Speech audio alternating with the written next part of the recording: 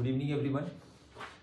14 फरवरी 2021 एक महत्वपूर्ण दिन है उन सभी स्टूडेंट्स के लिए जिन्हें छत्तीसगढ़ नीट काउंसलिंग 2021 में जो कि 22 में हो रहा है तो अलॉटमेंट मिल चुका है और उन्होंने एडमिशन ले लिया है। तो बहुत सारे कॉलेज स्टार्ट हो जाएंगे। इस दिन आपका कॉलेज का पहला दिन होगा और मैं आपको सजेस्ट करूंगा कि जहाँ भी आपने एडमिशन लिया है और आपको बुलाया गया है कि 14 तारीख से आपकी कॉलेज या कक्षाएं प्रारंभ हो जाएंगी, सेशन स्टार्ट हो जाएगा, तो आप डेफिनेटली वो ज्वाइन करिए। भले ही आप इसके आगे सेकेंड राउंड में या फर्दर अपग्रेडेड राउंड में पार्टिसिपेट करना चाहते हैं या नहीं करना चाहते हैं, that is the secondary matter. What is important कि कभी भी कॉलेज का या स्कूल का या किसी भी संस्था का पहला दिन मिस नहीं करना चाहिए। ये आपके लाइफ का एक बहुत ही इंपॉर्टेंट डे होता है, बहुत महत्वपूर्ण दिन होता है। तो जितने भी बच्चों ने एडमिशन लिया है अलग अलग मेडिकल कॉलेज में, चाहे जेएनएम में, चाहे सिम्स में, राजनांदगांव में, रायगढ़ में, जगदलपुर में, इसके अलावा जो भी है प्राइवेट में, अगर शंकरा की बात करें या रिम्स की बात करें या फिर बालाजी की, तो जहाँ भी अगर आपको बुलाया जा रहा है कॉलेज में तो डेफिनेटली जाइए और इस प्रोग्राम का हिस्सा जरूर बनिए, जिसे आप लोग कहते हैं पर्सनालिटी डेवलपमेंट प्रोग्राम। ठीक है, एक्चुअली हम लोग इसे कहते हैं पर्सनालिटी डेवलपमेंट प्रोग्राम, बट कई लोग इसको रैगिंग का भी नाम देते हैं, बट मुझे नहीं लगता कि हर बात रैगिंग होती है। ठीक है, तो this is not kind of ragging. आप एक तरह से मान सकते हैं कि इंटरेक्शन है जूनियर का सीनियर्स के साथ में और अपने बैचमेट के साथ में। तो हर चीज की आप शिकायत मत करिए, है ना। Everything is part of your life, आपकी जिंदगी का एक पार्ट होता है और कोई भी चीज मिस नहीं करना चाहिए। तो खुशी से एक्सेप्ट करिए, भले ही आपका अपग्रेड हो या ना हो, वो बाद में बात करेंगे उसके बारे में। तो पर्सनालिटी डेवलपमेंट प्रोग्राम में जरूर पार्टिसिपेट करिए। हमने भी किया था और हमारी पर्सनालिटी तो बहुत ज्यादा इंप्रूव हुई उसके बाद। कभी शिकायत नहीं किया इस चीज का। ठीक है, भले ही आप बोल दें कि वो रैगिंग है, बट नहीं होता। इंटेंशनली कोई आपके साथ बुरा नहीं करना चाहता, कोई भी सीनियर। एक बात मैं आपको बता दूं कि किसी भी प्रोफेशनल कॉलेज में टीचर्स या प्रोफेसर्स आपके कम काम आते हैं एज कम्पेयर टू सीनियर आपके बहुत काम आते हैं, बहुत हेल्प करते हैं। तो जितना ज्यादा इंटरेक्शन होगा इसी के माध्यम से होना है। हमने नाम चेंज कर दिया, रैगिंग का आप सुनने में थोड़ा अच्छा लगता है, पीडीपी पर्सनालिटी डेवलपमेंट प्रोग्राम। तो आप समझ लीजिए कि जितना ज्यादा आप अपनी पर्सनालिटी को डेवलप करना चाहते हैं तो अपने सीनियरों से उतना ज्यादा इंटरेक्शन करना चाहिए।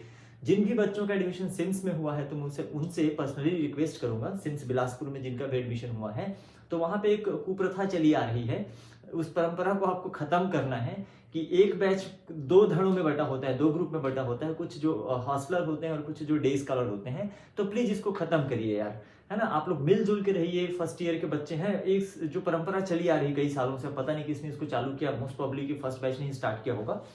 तो मैं आपसे रिक्वेस्ट करूंगा, ये थोड़ा अच्छा नहीं लगता। आप एक बैच के स्टूडेंट हैं तो क्या डे स्कॉलर और क्या हॉस्टलर, आप लोगों को एक साथ रहना चाहिए, है ना। कोई ऐसा 36 का आंकड़ा बना के नहीं रखना चाहिए, क्योंकि बैचमेट जो होते हैं बैचमेट ही होते हैं।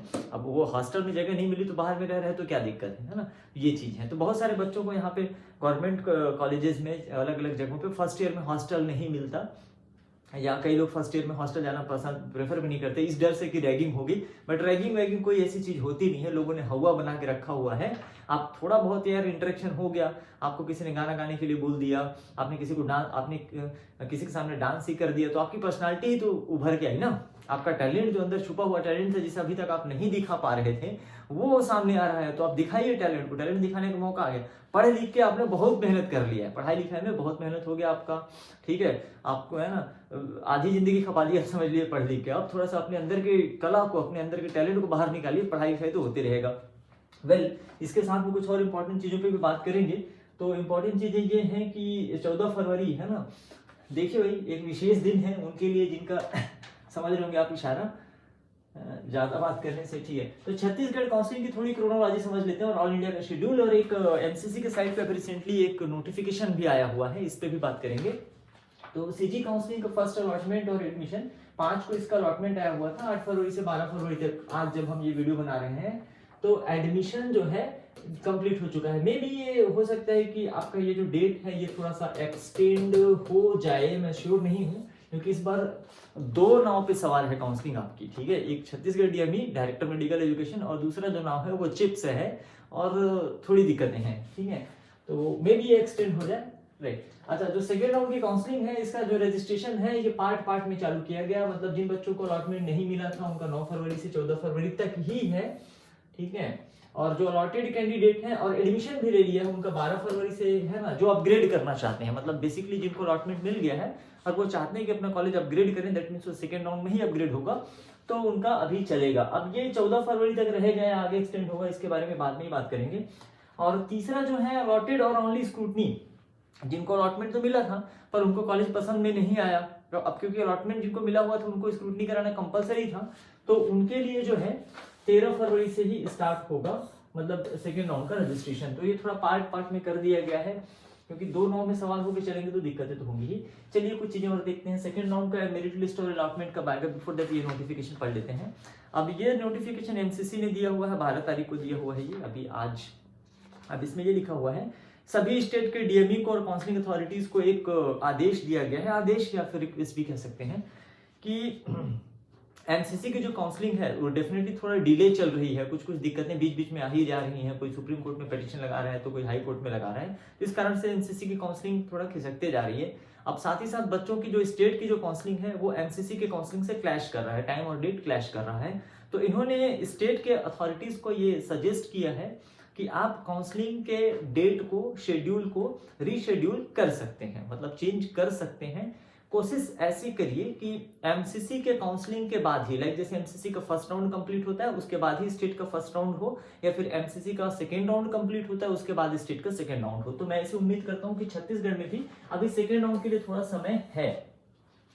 Right? In this regard, it is mentioned that as a principle, the state counselling for each round should be conducted once all India counselling for representative round, respective round is completed by MCC और DGHS। तो इसका मतलब यही है कि all India का जो second round complete हो जाए उसके बाद ही स्टेट का कराना चाहिए। ठीक है, जितना डिले होना था वो तो ऑलरेडी हो चुका है। अब फर्स्ट अलॉटमेंट जिनको मिला है उनका कॉलेज स्टार्ट भी हो जाएगा। अच्छा, जिनका थोड़ा बहुत छूट भी जाएगा तो कोई बहुत दिक्कत वाली बात नहीं है।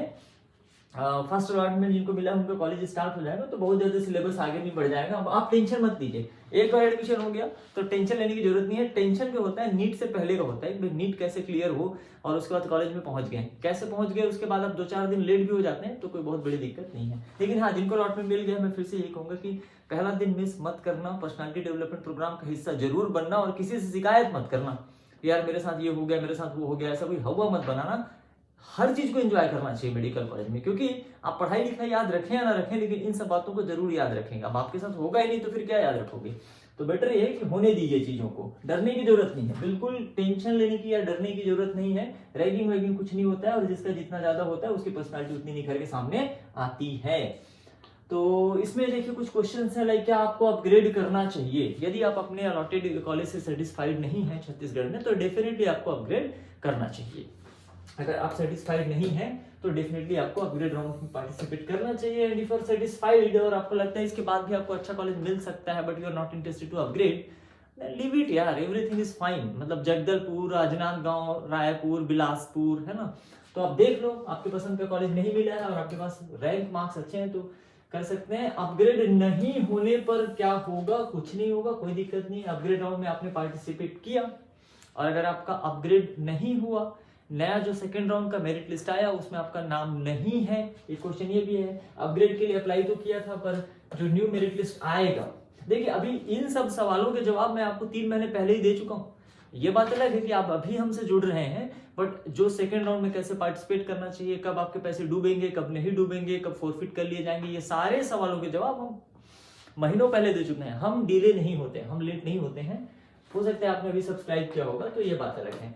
तो अपग्रेड नहीं होने पर कोई दिक्कत वाली बात नहीं है। आपका पुराना कॉलेज जो आपको अलॉट हुआ था, जिसमें आपने एडमिशन लिया हुआ है, वो आपका कॉलेज बना रहता है लिस्ट में। अगर आपका नाम नहीं है अपग्रेडेड लिस्ट में तो चिंता करने की कोई बात नहीं है। लेकिन हाँ, जिन बच्चों का नाम अपग्रेड लिस्ट में है, अपग्रेड हो गया है, तो इसका मतलब ये होता है कि अभी आपने जिस कॉलेज में एडमिशन लिया था उस कॉलेज से आपको अपग्रेड करके दूसरे कॉलेज को अलॉट कर दिया गया है, तो आपकी सीट भी दूसरे को अलॉट कर दी गई है। दैट मींस कि अब आपको अपने पुराने कॉलेज से को छोड़कर नए कॉलेज में एडमिशन लेना होता है। अगर आप ऐसा नहीं करेंगे तो ना आप यहाँ के रहेंगे पुराने कॉलेज के, ना तो नए कॉलेज के। ध्यान से सुनिएगा, उन बच्चों के लिए जिनका अपग्रेड हो गया है तो अपने पुराने कॉलेज को छोड़कर उन्हें नए कॉलेज में एडमिशन लेना ही है। ये मत सोचना कि अरे यार मैंने तो अप्लाई कर दिया था उस समय लोगों के सजेशन पे, अब मेरा मन कहता है कि नहीं, मेरे को पुराना वाला कॉलेज ही पसंद है क्योंकि मैं 7-8 दिन से कॉलेज अटेंड कर रहा हूँ, अब मेरे को अच्छा लगता है, 14 फरवरी को मिल गया पीडीपी, पर्सनालिटी डेवलपमेंट प्रोग्राम, तो मेरे को अभी अच्छा लग रहा है। तो डोंट थिंक लाइक दैट, है ना। आप अपग्रेड हो गया है तो आपको नए कॉलेज में जाना ही पड़ेगा। मतलब मजे वाली बात यह है कि आप, है ना, इंट्रोडक्टरी जो लेक्चर्स होते हैं, अब 2 कॉलेज में है ना, आप लोगों को बता पाएंगे कि मैं जगदलपुर में भी पढ़ा हूँ और मैं सिम्स बिलासपुर में भी पढ़ा हूँ, ठीक है, लाइक मी, ठीक है। तो आगे बढ़ जाते हैं। यदि सेकेंड राउंड में भी अलॉटमेंट नहीं मिलता है तो उनको मॉपअप राउंड का इंतजार करना है, ठीक है, निराश होने की जरूरत नहीं है, ठीक है। अगर सेकेंड राउंड में अलॉटमेंट नहीं मिला है तो अभी भी आप मॉपअप राउंड में पार्टिसिपेट करने के लिए एलिजिबल हैं। देखते हैं कितनी सीटें आती हैं मॉपअप राउंड के लिए, उसके अकॉर्डिंग उसमें बात करेंगे। तो ये कुछ चीजें आप लोगों के साथ हम शेयर करना चाहते थे, कल संडे है, ठीक है। कोशिश करेंगे आपके और भी बहुत सारे सवालों की लिस्ट लंबी होती जा रही है, ठीक है। तो बेस्ट ऑफ लक 14 फरवरी के लिए, ठीक है। कहते हैं कि जोड़ियां ऊपर वाला बनाता है, मतलब ऐसा बोला जाता है, लेकिन ढूंढना आपको उसको इस धरती पर ही है। So that's all for this lecture, thank you very much.